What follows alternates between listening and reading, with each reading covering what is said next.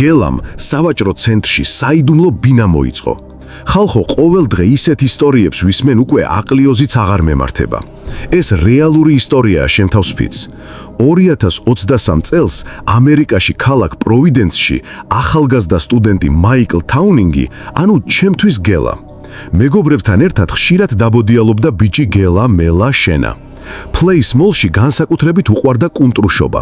ხო და გელას ნაბოზარმა თვალებმა ერთ დღესაც შეამჩნია გამოუყენებელი, დაუმთავრებელი ოთახი, სადაც არავინ შედი გამოდიოდა. გელა რისი გელაა, რაღაც ყლეურად გიჟური იდეა რო არ დაბადებოდა. გელამ თქვა, რატო არ შეიძლება აქ ბინა მოვიწყოო? სტენკას კაცები ვერ დავდგამთ თუ რაო?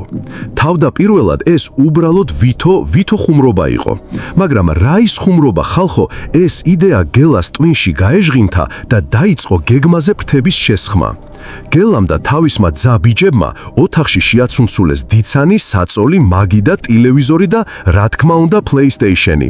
პატარა სამზარეულოს ნივთებიც მოაყუჩეს, ფარდებიც დაკიდეს სიმყუდროვისთვის და ინტერნეტიც შეაკუცკუცეს. აიწყვეს გელამ და ბიჭებმა ცხოვრება იტაში. მალე ეს სივრცე პატარა საიდუმლო შტაბად გადაიქცა.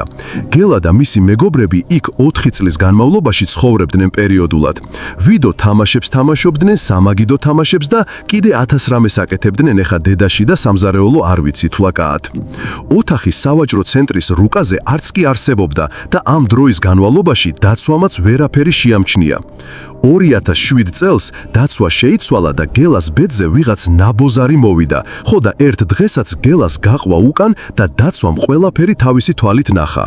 ხო და ამ პროჭმა დაცვას ჩააშპიონა გელაშა.